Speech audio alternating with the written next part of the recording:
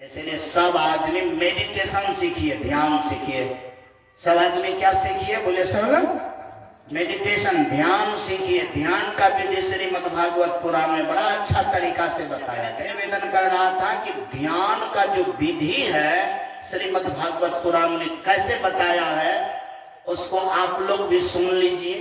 मन चाहे कीजिए, मैं जबरदस्ती तो नहीं कर सकता हूं, लेकिन आग्रह तो हम एको लाख बार कर सकते हैं कि ऐसा कीजिए। पहला नियम है सांस को ठीक कीजिए। पहला नियम क्या है? बोलिए सब लोग, सांस को ठीक कीजिए। पहला नियम सांस को ठीक करने का तात्पर्य होता है कि हम लोग जो सांस लेते हैं छोड़ते हैं, इसको क्या ठीक कीजिएगा? ये तो सब आदमी लेता है छोड़ता है। ऐसा कौन आदमी है जो नहीं लेता है नहीं छोड़ता है? सब तो लेता ही है, छोड़ता है। तो इसमें ठीक करने की क्या जरूरत है? इसमें ठीक करने का जरूरत है। हम लोग जो सांस लेते हैं छोड़ते हैं, तो ठीक तब न करेंगे जब सांस को देखेंगे। अरे कोनो चीज को ठीक करने के लिए देखना पड़ेगा ना उसको। हम लोग जो कोनो चीज को ठीक करते हैं, जैसे कपड़ा फट जाता है तो ठीक करते हैं, तो उसको देखते हैं ना कि क्या ठीक होते हैं। पहले देखते हैं कि कैसे सिया, मतलब सिया जाए तो ठीक हो जाएगा, या कैसे फटा है देखना पड़ता है। उसी तरह से सांस जो अपना लोग लेते हैं छोड़ते हैं, इनको आप देखिए। इनको आप क्या कीजिए? देखिए। अब देख करके क्या करना है? देख करके करना है कौन सांस में हम बढ़िया सोचते हैं, कौन सांस में हम खराब सोचते हैं। बात समझ आ रही है जी? व्यक्ति 24 घंटा सोचते रहता है, बात सही है कि गलत? बोलिए। अरे मौन बंद रहता है, पता नहीं चलता है कि क्या करता है, लेकिन मने मने 24 घंटा क्या करता है? सोचते रहता है। सोचते रहता है तो क्या सोचता है? या तो किसी के विषय में गड़बड़ सोचता है, या तो किसी के विषय में सही सोचता है। क्या? या तो व्यक्ति तरह किसी के विषय में गलत सोचता है, या तो किसी के विषय में क्या सोचता है? सही सोचता है। ये दोनों में से क्या काम करता है? जैसे हमारा यजमान क्या सोचता है? रुइया सज गए अंठा दल, यही सोचा कि जखन आरती के पहर हेते देखल जेते, सोचा तो। लेकिन यह बात कहां सोचा कि रुई सट गया तो हम इसका उपार्जन कर लेंगे। देखिए ये सोच है। तो मनुष्य या तो सही सोचता है या तो गलत सोचता है। याद रहे, गलत सोचता है जब आप सांस को देखिएगा कि कौन सांस में हम गलत सोचते हैं। तो गलत सोचने वाला काम क्या करेंगे? बोले सब आदमी बंद करेंगे। गलत सोचने वाला काम बंद करेंगे। सोचेंगे कि जिस सांसों में लोग गलत सोचता है, समझिए वो सांस आपका सड़ रहा है। क्या हो रहा है? बोलिए। सड़ रहा है, खत्म हो रहा है, कचरा हो रहा है। तो सांस को कचरा होने से बचाइए। सांस अगर कचरा हो गया तो समझिए जीवन आपका कचरा हो गया। सांसें न जीवन है। सांस चल रहा है तो जीवन है, और सांस समाप्त हो जाएगा तो जीवन आपका क्या हो जाएगा? समाप्त हो गया। मुर्दा में और जिंदा में क्या अंतर है? मुर्दा में सांस नहीं चलता है, जिंदा में क्या होता है? सांस चलता है। तो जो सांस में आप गलत सोच रहे हैं, वो सांस समझिए क्या हो गया? सड़ गया। तो सड़ने से क्या करना चाहिए? बचाना चाहिए। सड़ने से बचाना चाहिए। याद रहे, हाथ सड़ना, पैर सड़ना, शरीर सड़ना से भी ज्यादा कारगर है सांस को सड़ना। बात समझ में आ रही है? जिनका सांस बच गया, अगर शरीर सड़ भी गया तो समझिए उसका जीवन बच गया। कितना बढ़िया बात है। तो जिस सांसों में आप गलत सोचते हैं, गलत सोचना क्या कीजिए? बंद। आप सोचिए कि हमारा सांस सड़ रहा है। हमारा सांस क्या कर रहा है? सड़ रहा है। इसीलिए मन में बनाइए कि मेरा कोई दुश्मन नहीं है, मैं किसी के विषय में गलत नहीं सोचूंगा, किसी के विषय में क्रोध नहीं करूंगा, किसी से ईर्ष्या नहीं करूंगा, किसी को मने मन गाली नहीं देंगे, किसी के विषय में हम गलत नहीं सोचेंगे। सोचने से मेरा सांस क्या होता है, सड़ रहा है। अब बताइए, इतना ज्ञान हो जाएगा तो गलत सोचना आदमी क्या करेगा, बंद कर देगा। गलत सोचना क्या करेगा, अब गलत सोचना जब बंद करेगा तो उसका असर भी क्या होगा, उसके जीवन में कम पड़ेगा। गलत का असर होना क्या हो जाएगा, बंद हो जाएगा। अब केवल सही सोचेगा। लेकिन सही में भी दो प्रकार का सही होता है। अब किसी के विषय में अच्छा सोचते हैं, इनसे ज्यादा बढ़िया है कि उस सोच में भगवान को सोचिए। क्या सोचिए, बोलिए सब लोग।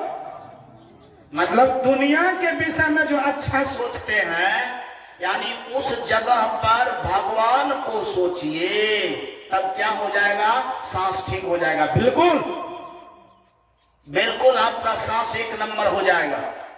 सबसे पहले तो गलत चीज को सोचना बंद कर दीजिए किसी भी सांस में। अब दुनिया के भी विषय में अच्छा सोचना बंद कर दीजिए। उस जगह पर जब भगवान को सोचना प्रारंभ कर देंगे तो समझिए कि आपका सांस एक नंबर हो जाएगा। क्या हो जाएगा, बोलिए। अगर लोग के लिए अच्छा सोचते हैं, एक नंबर तो नहीं होगा, सेकंड क्लास का होगा, 2 नंबर होगा। क्या होगा, 2 नंबर होगा। कि अच्छा सोचेगा तो अच्छा मिलेगा, लेकिन जब भगवान को सोचिएगा तब तो समझिए कि मुक्ति का रास्ता आपका क्या हो जाएगा, साफ हो जाएगा। ये हुआ सांस को ठीक करने का विधि। पसंद हुआ? श्रीमद्भागवत पुराण के अनुसार मैं कह रहा हूं कि सांस को अगर ठीक करने के लिए व्यक्ति जान जाए तो समझिए कि साधना करने का रास्ता पकड़ लिया है। क्या कर लिया है, बोलिए। पकड़ लिया है। अब जैसे मान लिया जाए आप यहां आकर के बैठ गए, प्रणाम करने के लिए आ गए, अगरबत्ती जला दिए, प्रसाद चढ़ा दिए, बाबा जी को 10 टका दे दिए। कि साधना का शुरुआत नहीं हुआ, इस साधना का शुरुआत नहीं हुआ। साधना का शुरुआत होता है सांस को ठीक करने से। जो सांस को ठीक करने के लिए सोच लिया, समझिए कि उसका साधना क्या हो गया, शुरू हो गया। इस बात को समझे। आप ही बताइए, सांस को ठीक करने के लिए नहीं जाने, यहां आकर के ऐसे गोर लग गए, इससे क्या फायदा होगा? क्या आपका जीवन सही हो जाएगा? मिश्री 5 टका का चढ़ा दी, इनसे क्या होगा? अब 5 टका 10 टका बाबा जी को गोर लगने के बाद दे दी, इससे क्या होगा? इससे ज्यादा फायदा नहीं होगा।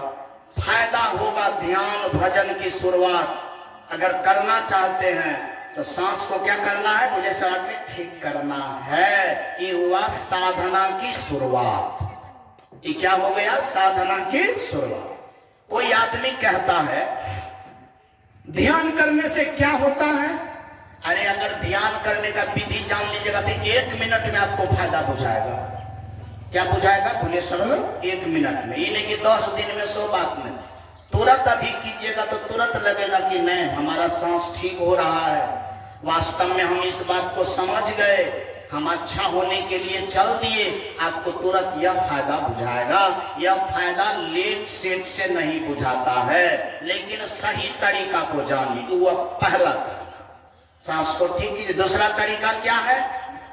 दूसरा तरीका है आसक्ति का त्याग। दूसरा तरीका क्या है बाबा? दूसरा तरीका आसक्ति का त्याग। याद कर लीजिए इस बात को, ये बात याद करने वाला। पहला तरीका है सांस को ठीक, और दूसरा तरीका क्या है? आसक्ति का त्याग। अब आपको मैं पूछ रहा हूं प्रश्न, उत्तर दीजिए। सब सांस को यदि प्रभु के सोच में लगाइएगा तो ऑटोमेटिक दुनिया का याद भूल जाइएगा कि नहीं भूल जाइएगा, बोलिए। अरे आपका यदि सांस प्रभु के याद में चलना शुरू हो जाए और उसके सिवा आप किसी का याद नहीं करते हैं, आसक्ति का त्याग होना शुरू हो जाएगा ना। आसक्ति का त्याग का तात्पर्य होता है पत्नी की याद नहीं आना, दूल्हा के याद नहीं आना, बाल बच्चे की याद नहीं आना, खेत का याद नहीं आना, धन का याद नहीं आना, रिलेशन का याद नहीं आना। यानी एवं प्रकार से इस सब कुछ को भूलना ही आसक्ति का क्या है? त्याग है। क्या समझ में आ रही है? आसक्ति का त्याग का मतलब हुआ कि जिस याद में अपना लोग जी रहे हैं उस याद को छोड़ देना है। उसकी याद को क्या करना है?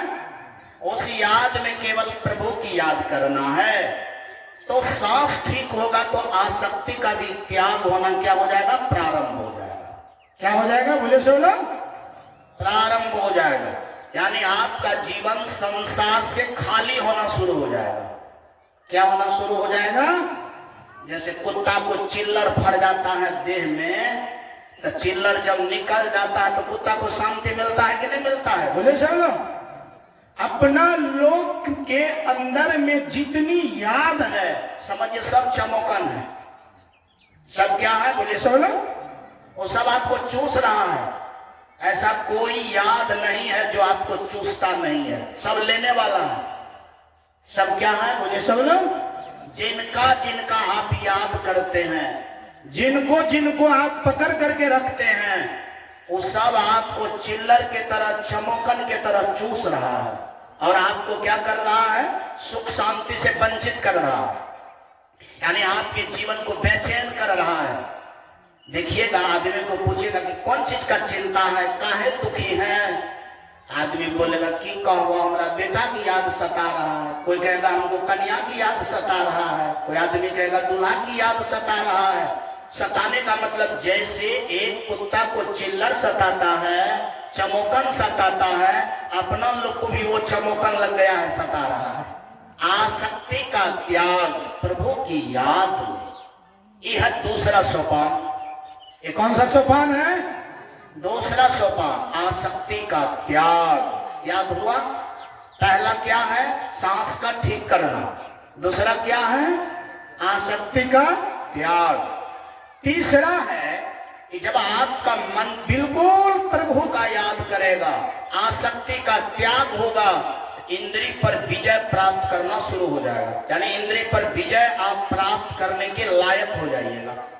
इंद्रिय जो आपका गलत सलत करता है, आंख जो किसी चीज को देखने का इच्छा रखता है, कान जो किसी चीज को सुनने का इच्छा रखता है, चमड़ा जो किसी चीज को स्पर्श करने की इच्छा रखता है, ये इच्छा आपका मरेगा।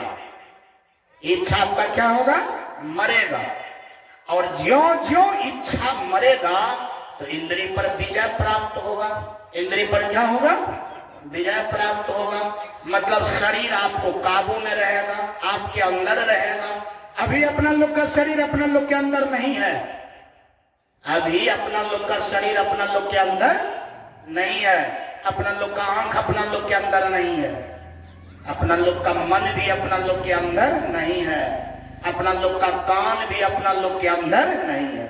मन कहता है मोबाइल के नेट खोल, जल्दी भोजपुरी गीत सुन, बस तुरंत अपना लोग राजी हो जाते हैं तो सुनना शुरू कर देते हैं। इसका मतलब है कि हमारा कान, हमारा मन हम लोगों के अंदर नहीं है। जब अंदर हो जाएगा तो ऐसा पता चलेगा कि ये सब चीज बेकार है, ये सब चीज में मन लगाने की जरूरत नहीं है।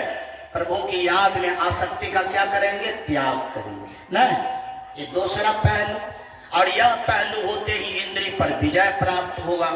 ये तीन क्रिया आपका साथ साथ होना शुरू हो जाएगा, आपका शरीर निष्पक्ष हो जाएगा, आपका शरीर शुद्ध हो जाएगा, आपका शरीर निर्मल हो जाएगा। याद रहे, स्नान करने से, साबुन लगाने से, इत्र लगाने से केवल चमड़ा शुद्ध होता है। क्या होता है? बोलिए। ये आगे में सो रही है, जब करके रहिए बढ़िया। जयकार एक बार कीजिए, बोलिए प्रेम से श्री कृष्ण भगवान की। किसी को सोना होना नहीं है, आंख तांख बंद नहीं करना है। सब आदमी खुले नयन से हमको देखिए, कान से मुझे सुनिए। तो मैं क्या बोल रहा था अभी क्या बोल रहा था?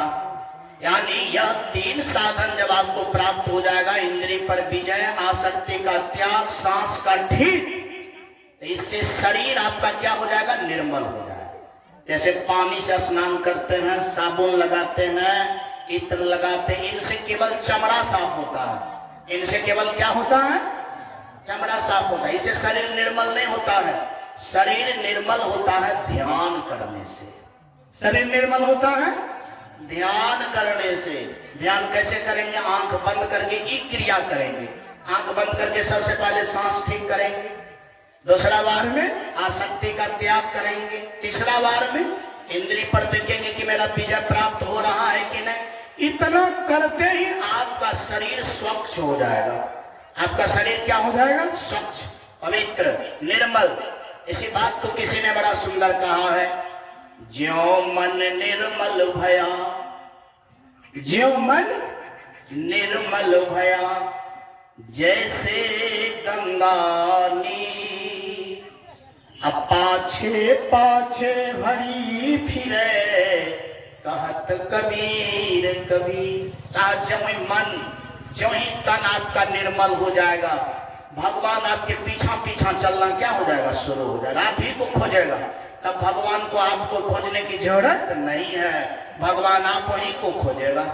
क्या करेगा? बोले सब लोग, आप ही को खोजेगा।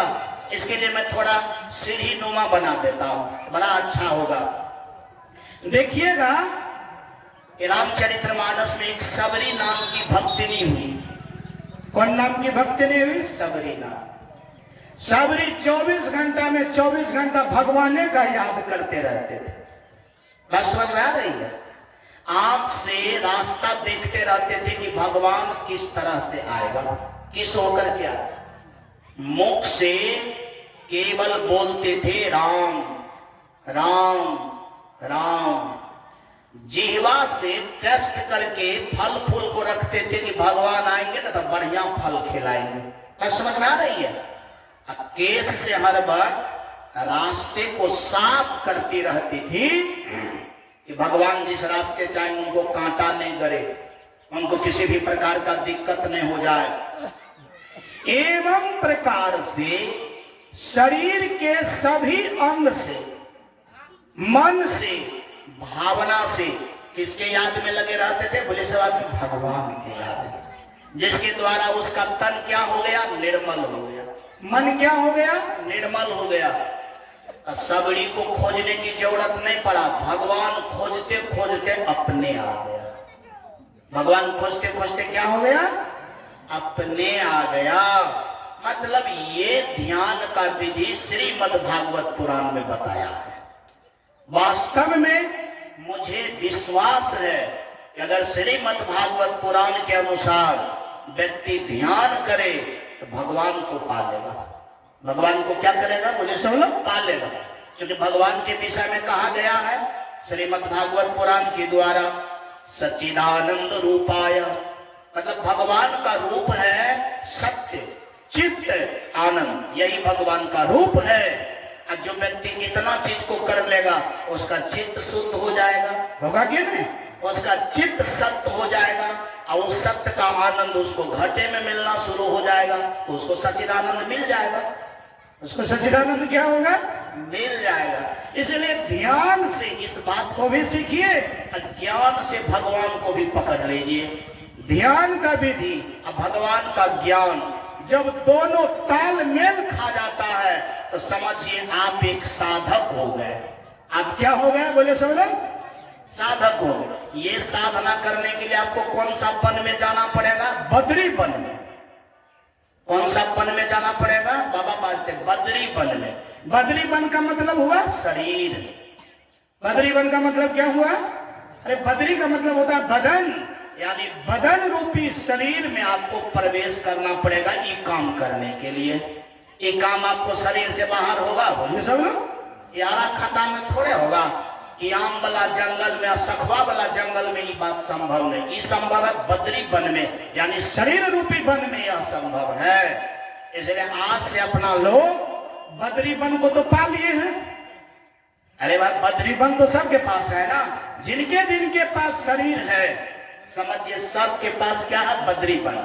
लेकिन बद्री वन तो सबके पास है, लेकिन बद्री वन का उपयोग सबके पास नहीं है। यही उपयोग नर नारायण बताया है आकर के। इसलिए नर नारायण की बात को क्या करना चाहिए? मानना चाहिए। अगर मानना चाहिए तो इसके लिए एक बार नाम कीर्तन कर लेना चाहिए। बोलिए प्रेम से श्री कृष्ण भगवान की जय। गोविंद जय। नहीं आता है उतना, और आप लोग भी जोर से गाइए। अगर जोर से लोग गाता है तो गाने के लिए नहीं भी आता है तो सब जोर से गाता है तो सब बात कटेल हो जाता है। इसलिए जब भी नाम कीर्तन कीजिए जोर जोर से गाइए, सुर ताल में, बढ़िया से, अच्छा से। नर नारायण जब तप करने लगा बद्री वन में, तो इंद्र भगवान को शंका हो गया, लगता है कि नर रूप में ये आदमी पूजा पाठ करता है, मालूम पड़ता है मेरा इंद्रासन छीन लेगा। अच्छा काम जब कीजिएगा ना आप दुनिया में, तो लोग सबके नजर आप पर हो जाएगा कि भाई अच्छा काम क्यों कर रहा है, इसका क्या कारण है। जैसा भी अभी गोनर बाबू श्रीमद् भागवत पुराण करवा रहे, तो लोग सबके मन में होगा कि लगता है गोनर बाबू को कोनो फायदा हुआ है इसीलिए कराता है। समझ आ रही है जी, सबका नजर होगा, लागे से कोनो न कोनो फायदा उदा हुआ है इसीलिए ही करवा रहा है। वास्तव में यदि आप घर में पूजा पाठ करना ज्यादा शुरू कर दीजिएगा तो सब आदमी के पूजा का कहते जी घर से बाहर बाबाजी बने के मन छा, मतलब तरह तरह की बात आपको कहना अगल बगल के लोग शुरू कर देगा। देसी काहे करता है, इसका मतलब है कि कुछ करना चाह रहा है, कहीं जाना चाहता है। तो इंद्र के मन में हुआ, ये लग रहा है कि हमारा इंद्रासन को क्या करेगा, छीनने के लिए ऐसा कर रहा है। इंद्र भगवान क्या किया, नर नारायण जो बद्री वन में जो तपस्या कर रहा था, मतलब शरीर में जो तपस्या कर रहा था, उसके समीप कामदेव को, बसंत को और तरह तरह के गंधर्व को भेज दिया। बात समझ में आ रही है, गंधर्व को भेज दिया, कामदेव को भेज दिया, बसंत को भेज दिया। बसंत ऋतु को, बसंत ऋतु का मतलब होता है कि कोयल कुकू करने लगे, एकदम शीतल शीतल हवा चले, मधुर मधुर। इसके बाद वो अपना रौनकता दिखावे।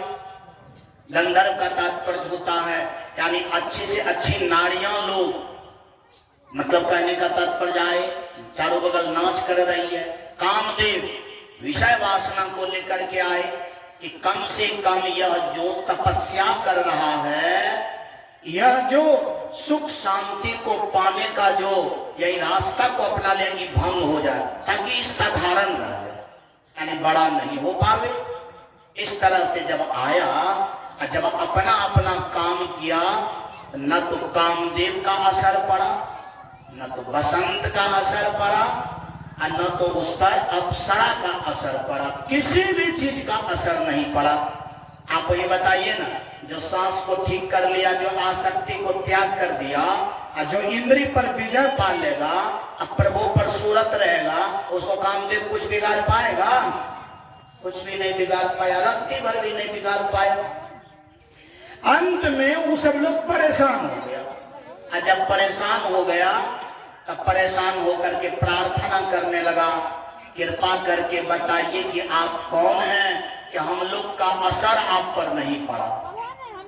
तब नर नारायण ने कहा कि देखिए आप लोग डरिए मत, मेरा नाम नर नारायण है, और मेरा उद्देश्य न तो इंद्र के राजगद्दी पाना है, और न ही मेरा उद्देश्य संसार के कोई वस्तु को पाना है। मेरा उद्देश्य है सुख शांति संसार में क्या करे, फैले, हमारे भी जीवन में, सबके जीवन में, यही मेरा उद्देश्य है। सब कामदेव सब प्रार्थना करके इंद्र के पास गए। इंद्र के पास जाकर इंद्र को कहा कि वो तो साक्षात नर नारायण है, हम लोग का असर नहीं पड़ा, आप झूठे भेज दिए वहां पर गड़बड़ाने के लिए। आपका जो शंका है उस शंका वाला कार्य वहां पर नहीं हो रहा है, इसीलिए ये बात बहुत गलत हो गया। इंद्र को इस बात का बड़ा पश्चाताप हुआ। क्या हुआ? इंद्र को इस बात का बड़ा पश्चाताप हुआ। और जब इंद्र को इस बात का पश्चाताप हुआ, इंद्र भी उस जगह पर आए, क्षमा प्रार्थना याचना किए, और याचना करके उन्होंने इस बात को सीखा, और साधारण लोग भी इस बात को सीख सकता है कि वास्तव में जो व्यक्ति भगवान को पाने वाला होता है, जो व्यक्ति जीवन में सुख शांति को पाने वाला होता है, अगर उनके पास कोई डिस्टर्ब भी करने के लिए आ जाता है तो वह यह समझता है कि ये मेरा परीक्षा हो रहा है। क्या हो रहा है? बोले सब लोग, परीक्षा हो रहा। और एक बात जानिए, अब मान लिया जाए आप ध्यान पूजा करते हैं, आपके पास कोई आ गया, आपके मन में होता है कि हम ध्यान पूजा करते हैं, ये भंगा रहा है। नहीं, वो आपका परीक्षा ले रहा है कि आप कितने कारगर हैं, आपके अंदर में क्रोध है कि नहीं है, आपके अंदर में अच्छाई कितना है कि बुराई का असर कम पड़ेगा। वास्तव में उसको परीक्षा समझ करके शांत होकर के उसको जीतने का क्या करना चाहिए? प्रयास करना चाहिए। क्या करना चाहिए? बोले सब प्रयास करना चाहिए। उनको ये नहीं समझना चाहिए डिस्टर्ब कर दिया तो हम डिस्टर्ब हो गए। अरे कितना डिस्टर्ब करे, आप जीत लीजिए उसको। क्या कीजिए? जीत लीजिए। वो डिस्टर्ब करने वाला हार खा जाए। जिस दिन यह कार्य आप कर लीजिएगा, क्रोध नहीं कीजिएगा, तब समझिएगा कि मेरा ध्यान साधना क्या है। बोले सब आदमी उन्नत किस्म का है, अच्छा किस्म का है, सुंदर किस्म का है और आप आगे बढ़ रहे हैं। यानी यह बात को इस तरह से लेना चाहिए। तो नर नारायण के रूप में जो भगवान आए, वह यह बात को भी दिखाया, किसी भी परिस्थिति में पुजारी को, पूजा पाठ करने वाले को क्रोध नहीं करना है। क्या नहीं करना है? बोले सोलो, क्रोध नहीं करना है। यानी क्रोध को मार करके सबको जीत लेना है और गगन में चढ़ करके अपने जीवन को धन्य धन्य बना लेना है। बोलिए प्रेम से वृंदावन बिहारी लाल की जय। और योग साधना का थोड़ा वर्णन मैं और करने जा रहा हूं कि योग साधना से यानी नाम कीर्तन से, तप से जीवन में क्या क्या संभव है।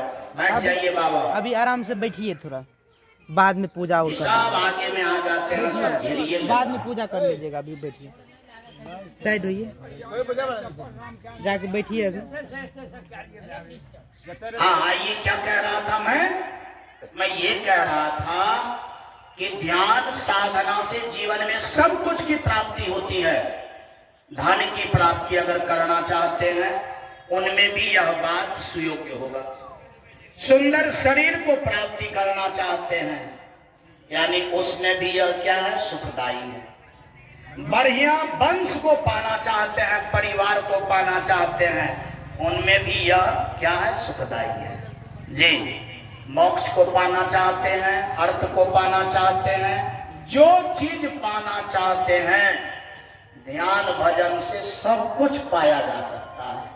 आज जो व्यक्ति अच्छा किस्म का है, वास्तव में उनके पीछा कोई कारण नहीं है, उनके पीछा ध्यान भजन वाला कारण है। इसलिए गोस्वामी तुलसीदास जी महाराज को कहना पड़ा, क्या कहना पड़ा? मति की गति रति भूति भलाई, जब जही जतन जहां जही पाई, असो सब जानो सत्संग प्रभाव, लोकन वेदन आन उपाव। इसका मतलब है कि सबके पीछा क्या है? ध्यान साधना, सत्संग कार्य करना। जिनका जीवन जितना कमजोर है, समझिए कि उसके जीवन में उतना ध्यान साधना की कमी है। क्या समझ में आ रही है जी? चाहे पिछला बार कमी हुआ है, चाहे अब की बार कमी है। ये कमी कौन चीज के कारण है? ध्यान और से वृंदावन बिहारी लाल की जय। उनके पीछे उतना सत्संग और ध्यान साधना, इसका प्रमाण आया है। इसका प्रमाण आया है नारद मुनि से। नारद मुनि सनकादिक मुनि के पास एक बार गया। सनकादिक मुनि के पास जब गया तो सनकादिक मुनि नहीं, व्यास भगवान के पास गया। भूल हो गई, व्यास भगवान उन समय में चिंता कर रहे थे। क्या कर रहे थे? चिंता कर रहे थे। चिंता किस बात की थी? कि उनको था कि मैं तो इस दुनिया में लाखों लाख श्लोक बनाया हूं, बहुत पढ़ा लिखा हूं, बहुत किताब लिखे, लोग मुझे बहुत बड़ा आदमी भी कहता है, लेकिन हमारे जीवन में शांति नहीं है। इसी बात की चिंता थी। बात समझ आ रही है? इस बात का चिंता केवल व्यास भगवान को नहीं होता है, करीब करीब सभी मानव को अंत में इस बात का चिंता होने लगता है कि मैंने भर जिंदगी काम किया, इतना बाल बच्चा को पढ़ाया लिखाया, इतना घर बनाया, इतना मेहनत किया, लेकिन तैयो हमारे जीवन में शांति नाम का चीज नहीं है। इस बात का चिंता लगभग सभी आदमी को एक समय में करना पड़ता है, लेकिन समय से लोग नहीं करता है। समय के बाद, समय बीतने के बाद लोग चिंता करेगा तो थोड़े हो पाएगा। कहा गया है कि समय अगर चूक जाता है तो वास्तव में जब पौधा ही सूख गया तो वर्षा होने से ही क्या फायदा। अगर समय ये पूरा चला गया तो सोचने से क्या फायदा। लेकिन व्यास भगवान समय रहते सोचने लगा कि हमारे जीवन में शांति नहीं है, इसी बात का चिंता कर रहा। उसी समय नारद भगवान आए। नारद भगवान चिंता वाला स्थिति को समझ गया कि अभी व्यास भगवान क्या कर रहे हैं, चिंता कर रहे हैं। जैसे अभी आप लोग बैठे हुए हैं ना, मुख देख करके पता चल जाता है कि कौन आदमी खुश है, कौन आदमी नाराज है। तो जिनको जिनको कथा सुनने में अच्छा लगता होगा वो अंदर से प्रसन्न होंगे, तो उसका मुख भी प्रसन्न होगा कि नहीं हम कुछ सुन रहे हैं। और जिनको कथा से मतलब नहीं होगा वो इसका मन गिरा होगा कि हम कहाँ चले आए हैं, झूठ मूठ का नहीं कुछ पूछ रहे हैं, नहीं कुछ समझ रहे हैं, बेकारी टाइम पास कर रहे हैं। तो मैं सबसे करबद्ध प्रार्थना करूंगा कि जो सब लोग कथा में बैठे हैं सब मन को हर्षित रखिए, प्रसन्न रखिए, लगे कि हाँ बढ़िया काम कर रहा है, सब आदमी प्रसन्न है। जो व्यक्ति कथा में आकर के मन को मार करके बैठता है, समझिए उसका मन में कभी कहाँ प्रसन्नता हो पाएगा। जब इस जगह में प्रसन्नता नहीं हो पाया तो और कहाँ मिल पाएगा। इसलिए सब लोग प्रसन्न रहे कि हम भगवान के द्वारा आए हैं, हम भगवान की बात सुन रहे हैं। इनसे अच्छा जगह दुनिया में और कुछ भी नहीं है, ये जगह सबसे बढ़िया है। इसलिए सब आदमी को क्या रहना है, बोले सब लोग प्रसन्न रहा। कबीर साहब सत्संग में थे, इसके बाद वहीं पर बुलावा आ गया। क्या आ गया, बोले सब लोग बुलावा आ गया। किसका बुलावा आया, बैकुंठ से भगवान का, कि जाओ कबीरदास को बुला करके ले आओ। कबीरदास बहुत बढ़िया महात्मा है, ये अब धरती पर नहीं रहेगा, बैकुंठ में रहेगा। जब आया न बुलाने के लिए तो कबीर साहब रोने लगे। कबीर साहब रोने लगे तो बुलाने के लिए जो आया था उसको चिंता हो गया। जब बैकुंठ जाने के लिए आदमी तरसता है, इसको बुलाने के लिए आए हैं तो ये रो रहा है। उसको पूछा गया है, महात्मा जी क्यों रो रहे हैं? आगे सुनो, बैकुंठ से भी बढ़िया हमारा सत्संग है। बैकुंठ से भी बढ़िया क्या है? अब बताइए, आप लोग सत्संग में बैठे हैं, मंधुका की तरफ बैठिएगा, इसका मतलब है कि तब आपको पता नहीं है कि हम बैकुंठ से भी बढ़िया जगह पर बैठा हो। यानी कबीर साहब के ये बात सुन करके सबको आश्चर्य लग गया कि बाप रे बाप, बैकुंठ से भी बढ़िया इस सत्संग को समझता है। गया भगवान को ये बात कहा कि कबीर साहब तो सत्संग को छोड़ना नहीं चाहता है, कहा उनसे कोई हाथ मत मिलाओ। वास्तव में जहां सत्य व्यक्ति होता है वह जगह बैकुंठ से भी क्या होता है, सुंदर रहता है। उसके लिए बैकुंठ नहीं चाहिए, वो जहां रहता है वही बैकुंठ हो जाता है। बोलिए प्रेम से वृंदावन बिहारी लाल की। तो मैं ये कह रहा था कि आप बैकुंठ से भी अच्छे जगह पर हैं, इसीलिए आप प्रसन्न रहिए।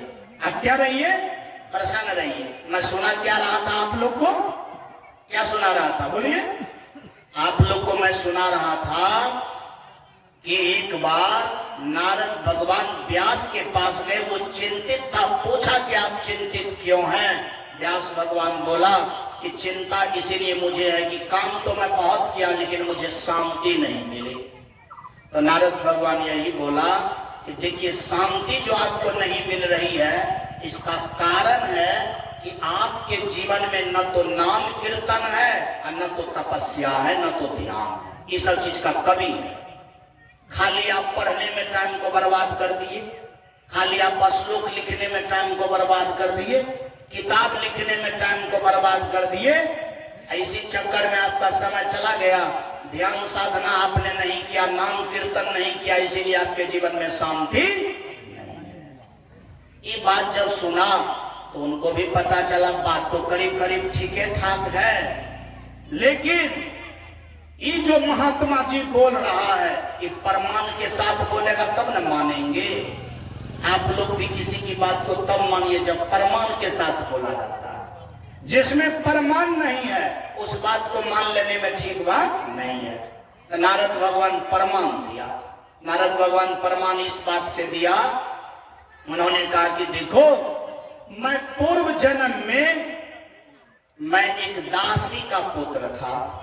पूर्व जन्म में कौन चीज का पुत्र था? दासी का। हमारा पिताजी पहले मर गया था, हमको पता भी नहीं था।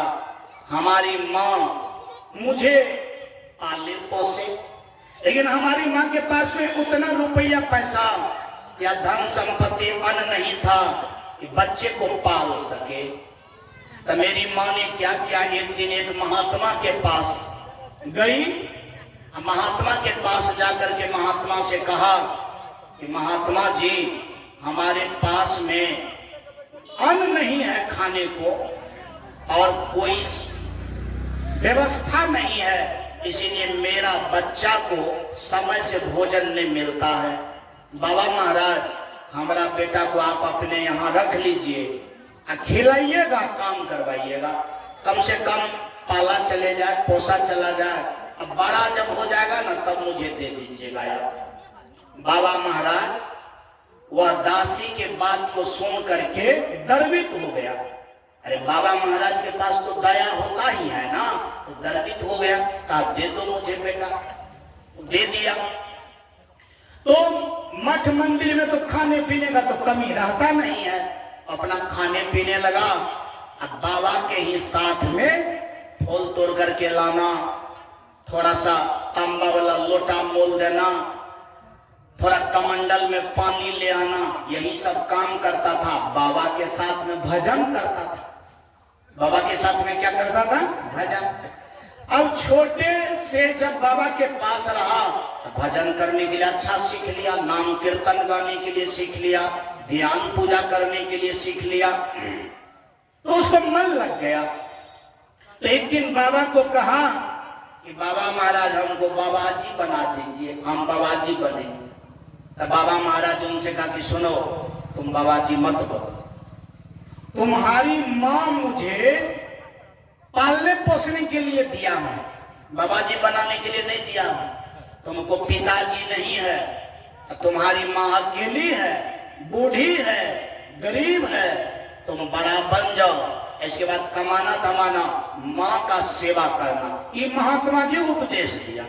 तो महात्मा जी का उपदेश तो कोनो बेजाय नहीं था, वो तो सही बोला। महात्मा जी के उपदेश को मान करके बड़ा अच्छा लगा उस लड़का को। लेकिन कुछ दिन के बाद क्या हो जाता है, उसकी माँ को एक सांप काट लेता है।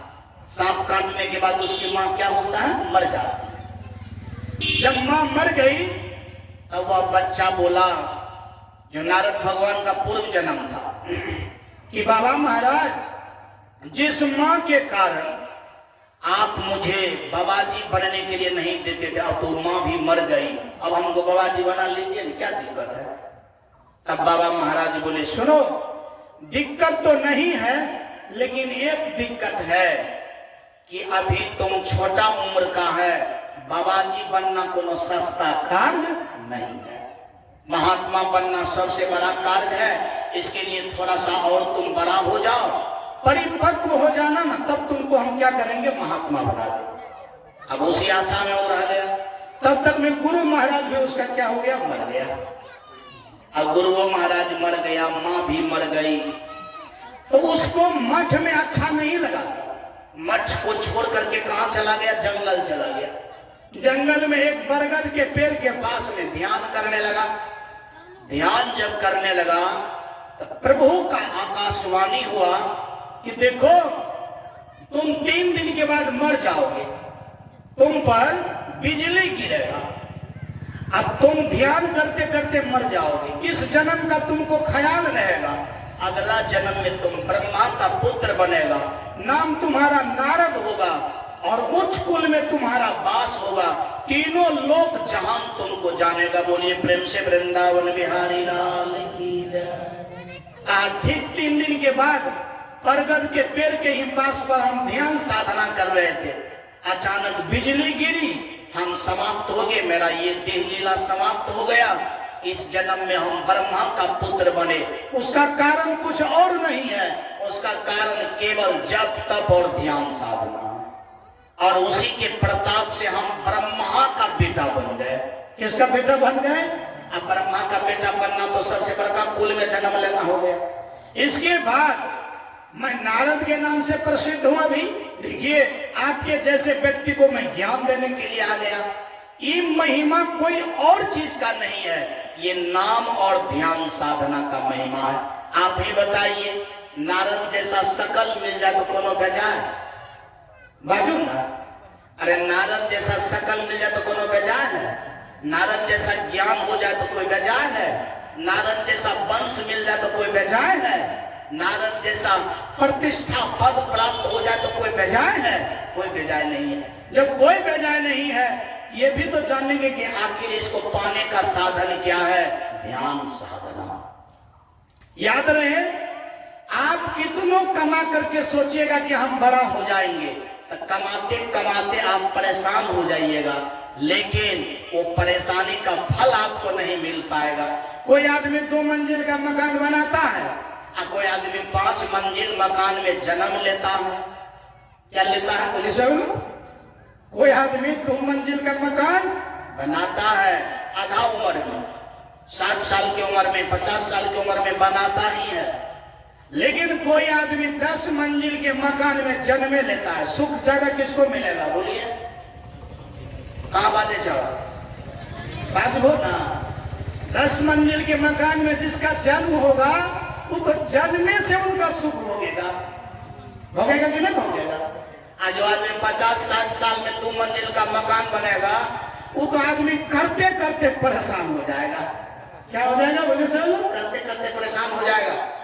यदि आप हम भी 100 मंजिल के मकान में जन्म लेना चाहते हैं, और जिसका मुंबई में, चेन्नई में बड़का बड़का महल है, उसके घर में जाना चाहते हैं, तो वास्तव में उसके लिए एक ही आधार है, ध्यान और साधना। सुंदर कन्या बनना चाहते हैं, सुंदर लड़का बनना चाहते हैं, उसका एक ही साधन है, ध्यान और साधना। क्या पाना चाहते हैं आप? धन पाना चाहते हैं कि पद पाना चाहते हैं कि बल पाना चाहते हैं, क्या ऐश्वर्य पाना चाहते हैं कि मोक्ष पाना चाहते हैं, भगवान पाना चाहते हैं? सबका साधन है ध्यान और साधना। इसीलिए सब आदमी को नर नारायण की बात क्या करना चाहिए? मान लेना चाहिए। क्या करना चाहिए? मान लेना चाहिए। इसीलिए सबके घर में पूजा पाठ क्या हो जाना चाहिए? शुरू हो जाना चाहिए। सबके घर में पूजा पाठ शुरू हो जाना चाहिए। और पूजा पाठ एक आदमी को नहीं करना है, पूजा पाठ घर के सभी आदमी को करना है। क्या करना है बोले सब लोग? क्योंकि आप जानते हैं कि नारद किया तो नारद को फल मिला, उसकी मां नहीं किया तो उसके मां को फल नहीं मिला। मां का चर्चा नहीं आया कि नारद की मां जब मर गई तो उसका जन्म बढ़िया घर में हो गया, सुने आया चर्चा। क्योंकि नारद ने किया, इसलिए नारद को फल मिला। तो बेटा करेगा तो बेटा को फल मिलेगा, पत्नी करेगी तो पत्नी को फल मिलेगा, यदि दूल्हा करेगा तो दूल्हा को फल मिलेगा। यानी जो करेगा उसी को फल मिलेगा। ये फल ट्रांसफर नहीं होता है, इसके बदले में इसको मिल जाएगा, इसके बदले में इसको मिल जाएगा। जो करेगा उसी को मिलेगा, बस ये करने वाले को मिलता है। इसका बंटवारा नहीं होता है, इसका बंटवारा नहीं होता है। इसलिए आप दुनिया में जो भी काम करते हैं, सब काम में बंटवारा हो जाएगा, सब काम का फल यही रह जाएगा, लेकिन ध्यान साधना का फल और नहीं। कहने का तात्पर्य है कि वह फल आपके साथ जाएगा। वो फल आपका क्या करेगा? साथ जाएगा। आप जो अपना लोग यहाँ पर सुन रहे हैं, समझ रहे हैं, यह फल यहाँ पर नहीं रहेगा, ये फल आपके साथ जाएगा। ये फल आपका क्या करेगा? साथ जाएगा। अब आप ही बताइए, ध्यान साधना तो ऐसा साधन है, ऐसा संपत्ति है, जो संपत्ति आपके साथ जाता है, जो संपत्ति आपके साथ जाता है। तो 2 प्रकार का संपत्ति है। कभी कभी लोग कहते हैं मरने के बाद कुछ साथ नहीं जाता, ये बात गलत। ये बात क्या है बोले सब लोग? कभी कभी लोग कहता है कि मरने के बाद साथ में कुछ नहीं जाता है। ये बात 100% गलत है। आपके साथ बड़का चीज चला जाता है, छोटे चीज बच जाता है। आपके साथ आपका धर्म, आपका अधर्म वाला जो कार्य है वो आपके साथ जाता है और आपके साथ जाकर के वो कार्य करता है। इसका मतलब है कि आपके साथ भी जाने वाला संपत्ति है, उसका नाम है धर्म। उसका नाम क्या है? बोले बोलो। धर्म, कर्म, ये आपके साथ जाता है। इसीलिए धर्म कर्म को एक नंबर रखना है। धर्म कर्म को क्या करना है? एक नंबर। एक नंबर करने के लिए क्या करना पड़ेगा? धर्म कर्म को एक नंबर करने के लिए क्या करना पड़ेगा? आप बोलेंगे। सबसे पहले सांस को ठीक करना पड़ेगा। बोलिए बढ़िया से। धर्म कर्म को ठीक करने के लिए क्या करना पड़ेगा? सबसे पहले सांस को ठीक करना पड़ेगा। दूसरा नंबर में आसक्ति का त्याग करना पड़ेगा। तीसरा नंबर में सभी इंद्रिय पर विजय प्राप्त करना पड़ेगा। चौथा नंबर में एकदम निवृत्त होकर के प्रभु श्री का ध्यान करना पड़ेगा। ये चार चीज जो कर लिया, समझिए वो अपने धर्म कर्म को क्या किया? यानी अच्छा बना लिया। अब कोई ऊपरे से सोचेगा कि हम धर्म कर्म कर लेंगे, ऐसा नहीं होगा। ऐसा करने के लिए ऐसा करना पड़ेगा।